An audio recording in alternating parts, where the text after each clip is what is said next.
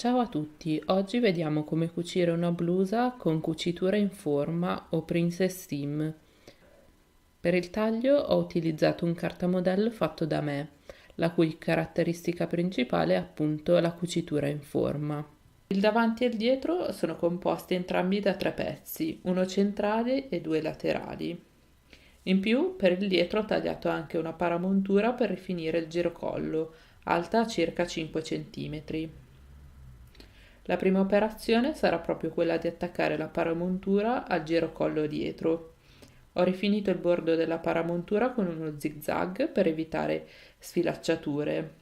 Ho poi rifilato i margini di cucitura con forbici a zig-zag e rivoltato la paramontura verso il rovescio. Quindi ho impunturato per mantenerla ferma in posizione.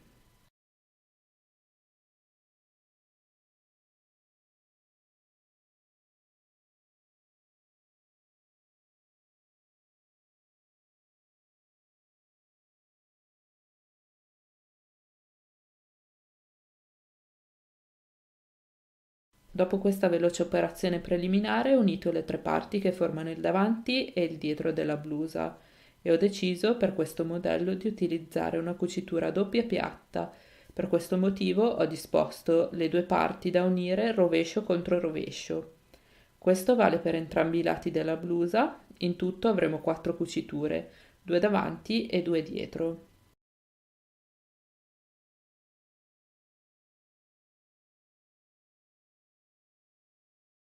Vi mostro la cucitura a doppia piatta su dei piccoli ritagli di stoffa e con del filo chiaro, in modo che si vedano meglio i vari passaggi.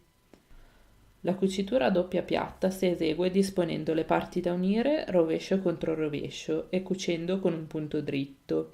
Quindi uno dei due margini di cucitura andrà rifilato e l'altro ripiegato in sotto, stirato e cucito lungo la piega. Questo tipo di cucitura è molto resistente ma ha anche un bel effetto decorativo.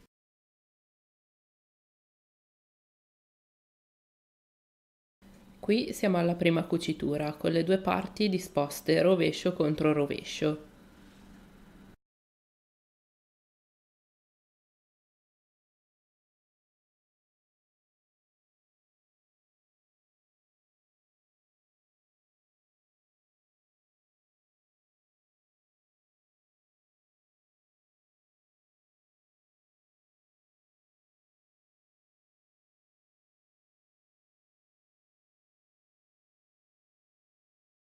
Ora sto ritagliando il margine di cucitura, quello interno, appartenente al pannello centrale.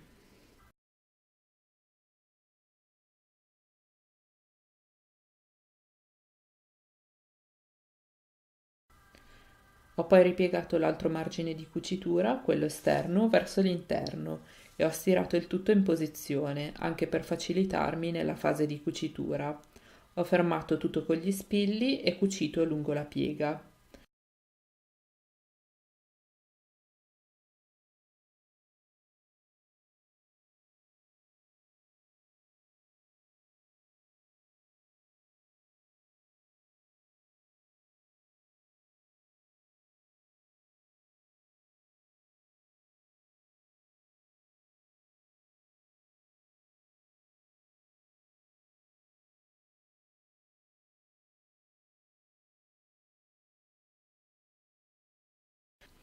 Dopo aver completato in questo modo davanti e dietro, passeremo a unire le spalle, anche queste con la stessa tecnica, rovescio contro rovescio per la prima cucitura, margine ripiegato verso il davanti per la seconda lungo la piega.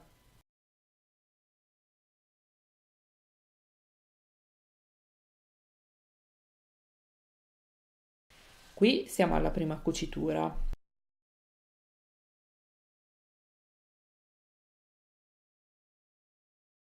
e qui alla seconda lungo la piega. Qui in alto vi lascio il link al video del colletto che ricorda quello di una camicetta.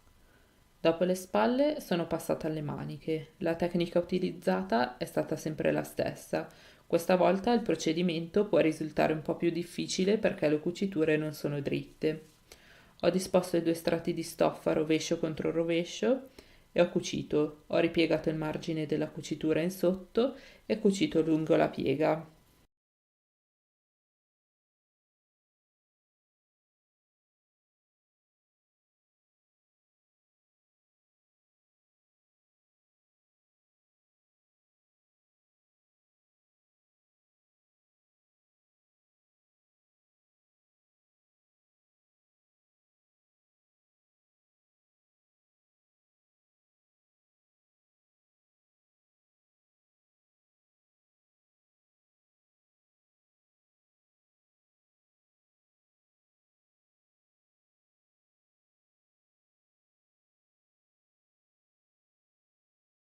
La manica, in questo caso, è stata rifinita con un polsino con spacchetti.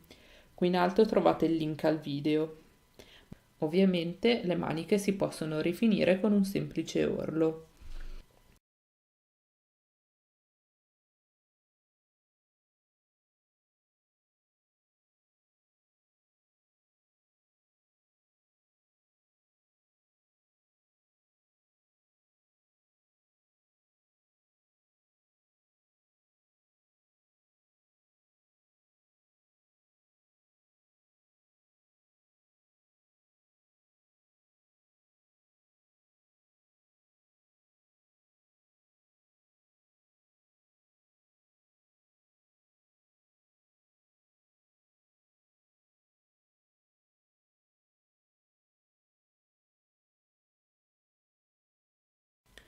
Dopo aver attaccato le maniche si possono chiudere i fianchi e le maniche.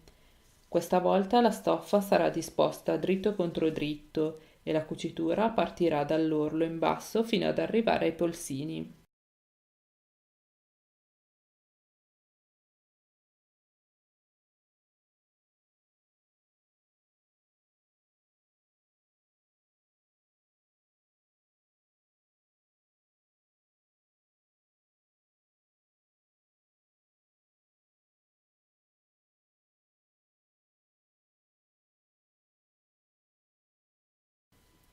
L'ultima operazione sarà l'orlo in basso. Io ho lasciato degli spacchetti lungo i fianchi e ho stondato leggermente gli angoli. Ho creato un'impastitura a circa 1 centimetro dal bordo per aiutarmi a ripiegare la stoffa, soprattutto lungo i margini arrotondati. Ho ripiegato 2 volte la stoffa e ho cucito con un punto dritto. In ultimo ho eliminato l'imbastitura.